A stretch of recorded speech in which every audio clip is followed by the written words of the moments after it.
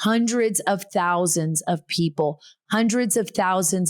together in prayer, hundreds of thousands of people together underneath the American flag, by the Israeli flags, holding hands, standing together, wearing the Israeli blue, comforting one another and saying, the same thing. This will never happen again. And we will stand up to terror. Hey, folks, 300,000 people all together in support of Israel, in standing strong against Hamas and terrorism, sending a clear message to the world that never again really is now. That never again really is now. This is it. How does this all end? We don't know. But what we do know is that in DC, and I was so blessed to be there. I covered it for Sean Hannity and for my podcast here, The Sara Carter Show. But I was so blessed to be a part of something so miraculous and beautiful and just wow. Since October 7th, I have been, like many of you, probably having nightmares about what happened to these innocent people in Israel, that these communities, these unsuspecting innocents, right? These people that were sitting with their kids, enjoying their day of Shabbat, relaxing, being mindful, people of God, just living their life, being terrorized by monsters, by demonically possessed. That's the only word I can come up with. Because I don't even think in my own mind there is a place in hell for what happened that day. I don't even believe it. I just can't fathom it. Especially in the modern age. What type of monsters do that? But then to be in Washington, D.C., and to see the people show up. I was at Dulles, and I'm going to go into all of these stories with you. But first, I just want to tell you what's amazing. I was at Dulles Airport. And as I get off the plane coming from Texas, thankfully found a direct flight. Thank you, United. And thank you, Delta. Delta has a few of those flights too, leaving Texas to Washington. I saw so many Israeli flags and T-shirts and people that support Israel and people that were standing up and saying, no more, no more, no more. That is until they got outside and they were getting ready to get on the shuttle bus. And the Muslim drivers that were driving the shuttle buses left 900 Jewish people behind. But it didn't stop the people from getting to where they needed to be. And that was at the National Mall in Washington, D.C., standing up to terror and saying, move out of my way. This will never happen again. We will not allow it. And we will expose your evil to the world, and you will have no place to hide, not behind your masks, not behind your scarves, not behind your flags, and certainly not in the heart of America. But first, I want to thank, before I get there, and I want to tell you, this is going to be a big deal because I'm going to compare what I saw in New York to what I saw in Washington, D.C. That is pro-Palestinian, pro-Hamas rallies in America. They were exactly the opposite. Exactly the opposite. So good to see so many patriots standing for Israel, so many Christians, so many people. And by the way, Muslims like Asra Nomani, a friend of mine who stood out there with an IDF sweatshirt, held the pictures of the hostages, despite the people that hated her, even from her own religion, for doing that. She was amazing. I saw her photos on Instagram and as well as on X. So, but first I want to thank ExpressVPN. ExpressVPN, you guys are amazing. Internet service providers operate like monopolies. They really do around the regions they serve. Even worse, many ISPs log your internet activity and sell the data to other big tech companies or advisors. To prevent them from seeing my internet activity, I protect my devices with ExpressVPN.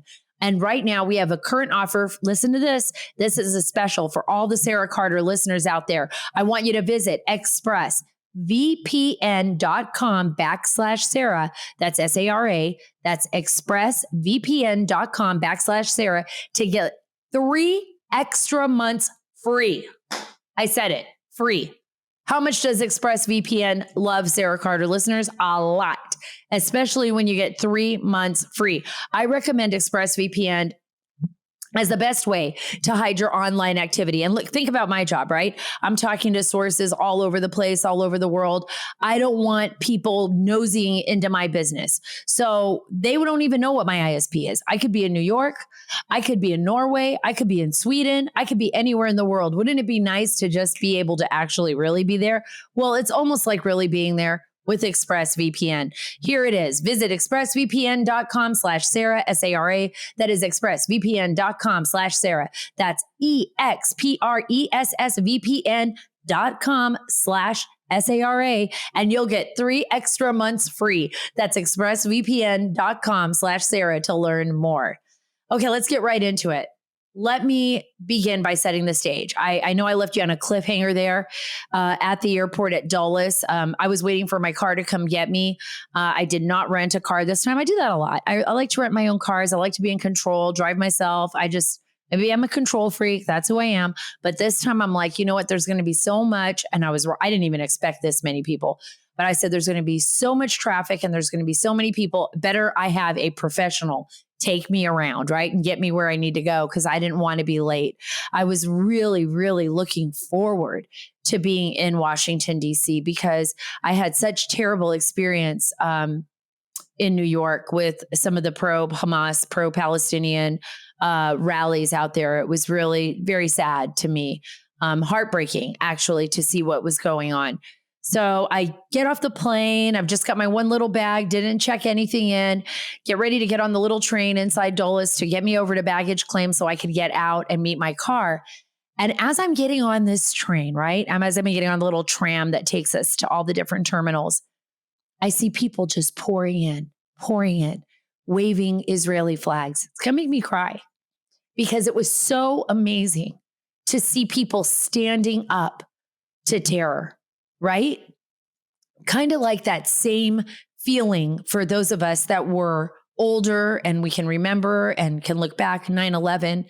After 9/11, after the shock kind of wore down, people just started to stand up. They stood up to terrorism. They felt proud to be Americans. They were putting out their American flags.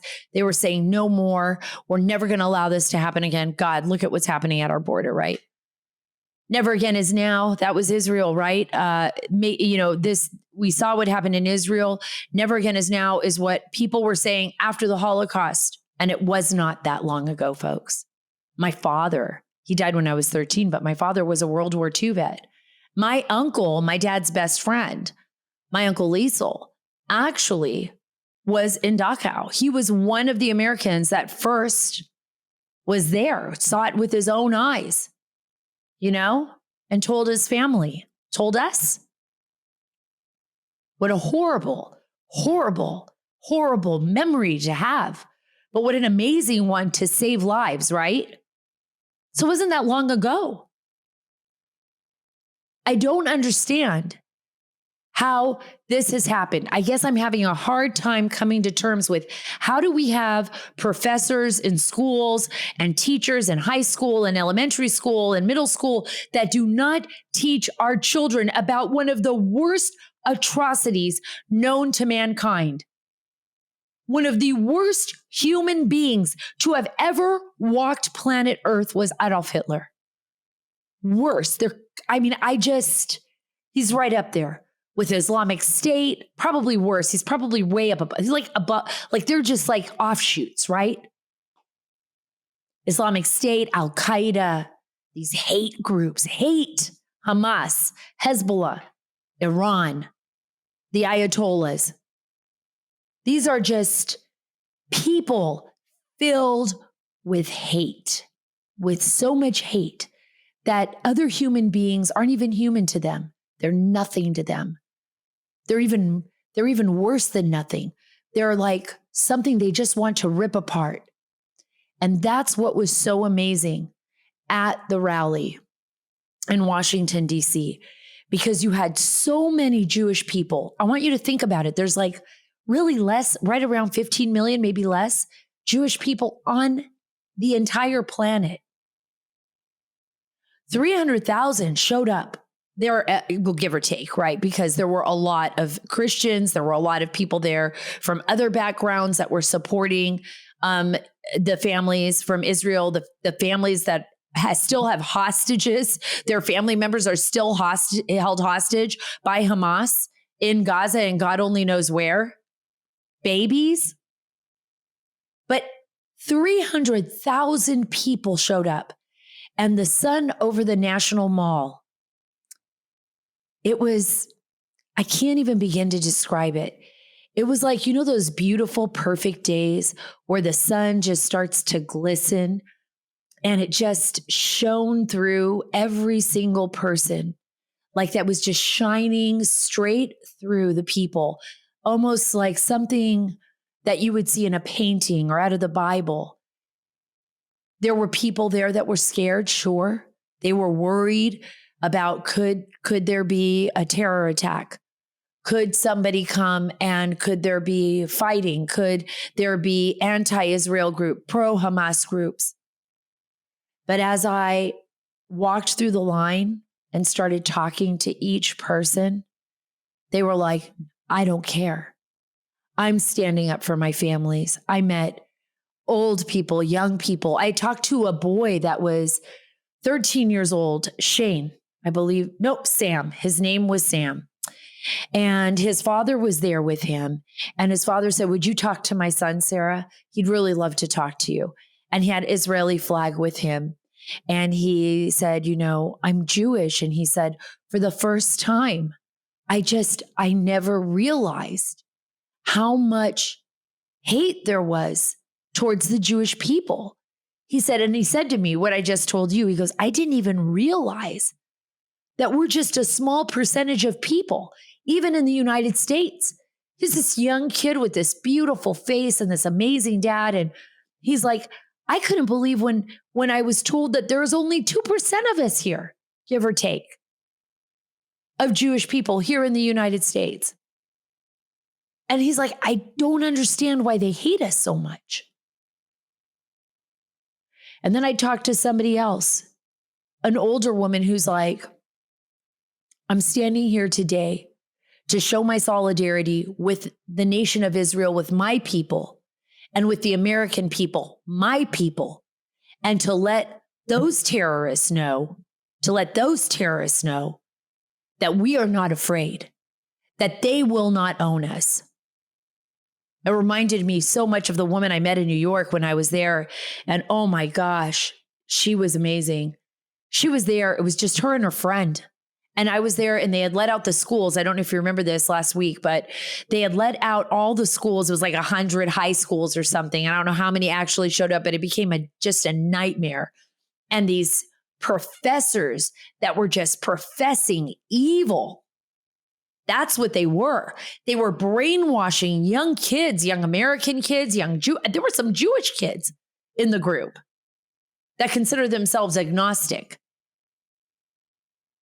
that truly believe that Israel is committing genocide when their own people had been slaughtered.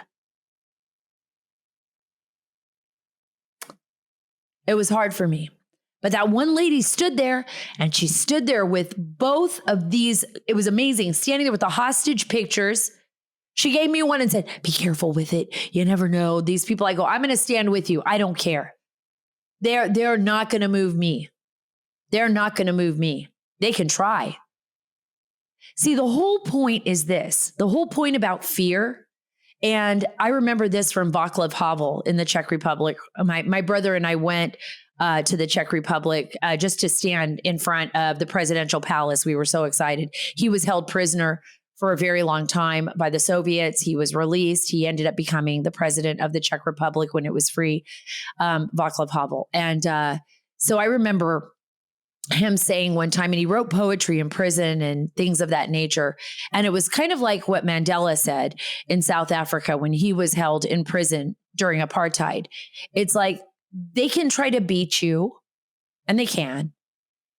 They can put you in a prison. They can try to dehumanize you. They can harm your family, your people. But as long as you're free in your mind, as long as you believe and you're on the right side of things, then you're in the right place. You're doing the right thing. And that's what people were doing. They were saying, no more. I'm not going to hide in my house. I am not going to hide the Star of David.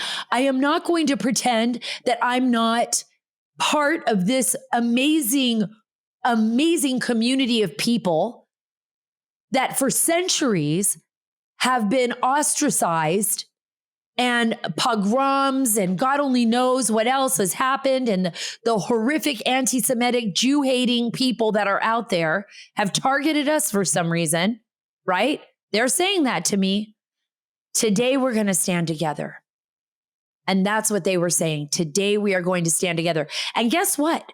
Instead of tearing down subway gates like they did in New York and putting bloody hands all over the front of the White House and shaking the gates down, there were Orthodox Jews praying outside. I saw about 100 of them praying outside, just saying prayer, intent in prayer, intent in prayer, and people calmly listening to the victims and to their families and to the survivors and to our lawmakers. And by the way, guess who I saw there with a hoodie? I saw John Fetterman. I got to give him props. And yes, he did have his hoodie on. And yes, he was carrying the Israeli flag around his neck. And I loved it. You want to know why? Because as much as I don't agree with him practically on anything, on any policy, on this I do agree with him with, he stood up to the squad. He did not care what anyone else thought. And he walked with that flag off of that bus, so proud, had it tied up in a knot. And I don't know how he's feeling right now. I mean, there was a lot of issues with him before, but he walked straight into that rally. And then right behind him was Debbie Wasserman Schultz. And it kind of ruined everything for me right at the end, right there as she walked in. I want to talk about Alana. I believe I'm pronouncing her name correctly. Zaitchik. She was alone. She stood before this massive crowd. And I was telling you all about how beautiful the sun was and how it was glistening through this crowd. Hundreds of thousands of people together in prayer, hundreds of thousands of people together underneath the American flag, by the Israeli flags, holding hands, standing together, wearing the Israeli blue, comforting one another and saying, the same thing. This will never happen again. And we will stand up to terror. But there was this moment, and it was before the victims and their families came up to talk. And there was a man up there, I believe he was a rabbi. I'm sorry if it wasn't a rabbi, but he was singing from Psalms in Hebrew, in the original text. And he was singing a prayer from God. And this prayer was so beautiful. I mean, everybody that I was standing next to that was right near the stage, I mean, people just started to cry. And I couldn't even understand it. I don't speak Hebrew. And I just knew I could feel goosebumps on my head. I could feel them going down my arms. I could feel the power of God sweeping over this crowd, the Holy Spirit. I don't even know how to explain it. I have more faith in God now than I did even before. So those evil Hamas terrorists thought they were going to rob people of their faith, of God, of their families. You know what? They reinforced my faith. They reinforced my belief in God, because there cannot be anything that evil without being something to counteract that. And I could feel God there. And that was an awesome, awesome feeling. And this young lady, Alana, she stood alone before this massive crowd at the National Mall. And she started to speak about her family. And I'm reading from a story here. I actually pulled it up. It says, they quote her directly. "I wake up each morning to remember this truth." I was standing right there watching her. It was just gut-wrenching, but it was amazing the kind of power that the crowd gave her. My family is being held hostage by terrorists. She said, I wake up each morning to remember this truth. She just looked out at the crowd.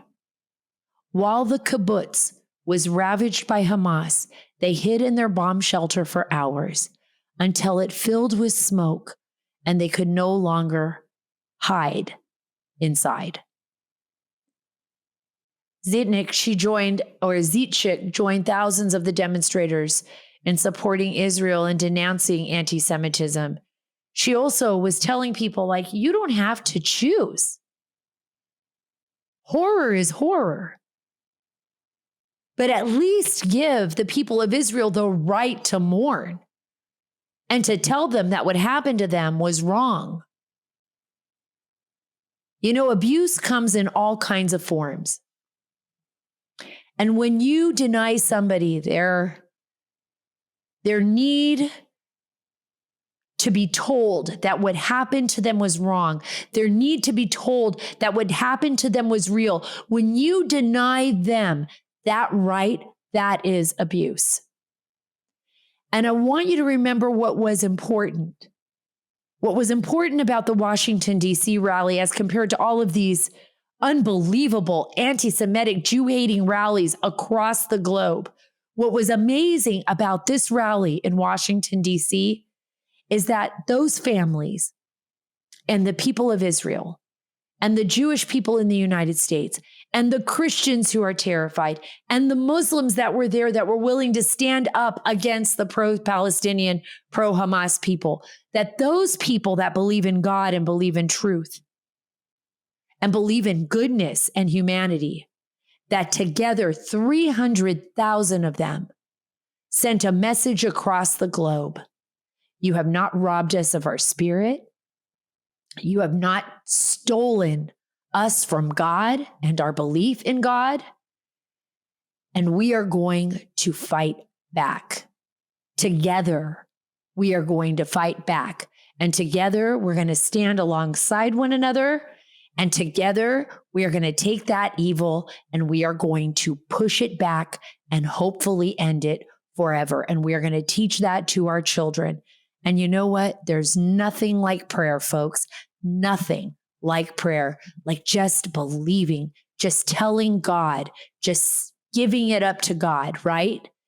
Giving it up to God, and don't be silent. What is it that I say all the time? Do not be silent. Do not be silent, folks. That's what they want from us. But before I wrap up this podcast, I want you guys to know about Beam. Yes, I've been raving about Beam's Dream Powder, their healthy hot cocoa for sleep. And guess what? Christmas and Thanksgiving is right around the corner, and we need to start thinking about those people that we love. I'm telling you, put Beam's Dream Powder in the stocking. You will not regret it. I love it. Today, my listeners get a special discount on Beam's Dream Powder, their best-selling healthy hot cocoa for sleep with no added sugar, now available in delicious seasonal flavors like cinnamon cocoa, sea salt caramel, and white chocolate peppermint. Better sleep has never tasted better. Get it for Hanukkah. I'm telling you, guys will love this. A recent clinical study revealed Dream helped 93% of users wake up feeling more refreshed, and 93% reported that Dream helped them get a more restful night's sleep.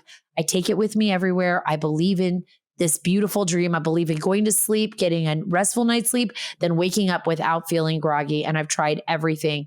Beam's the only one that keeps me sane and wakes me up in the morning feeling refreshed and good. If you want to try Beam's best-selling Dream Powder, take advantage of their biggest sale of the year and get up to 50% off for a limited time when you go to shopbeam.com/Sara Carter. That's SARACARTER. The discount is auto-applied at checkout. No code necessary. That's shopbeam.com/Sara Carter, SARACARTER, for up to 50% off. Folks, make sure you are subscribed to The Sara Carter Show here on your favorite podcast app. It really helps us. Follow me on Truth at Sara Carter Official, on X at Sara Carter DC, and on Instagram at SCarterDC. God bless you. God bless our nation. Pray for peace in Israel, and God bless the great state of Texas.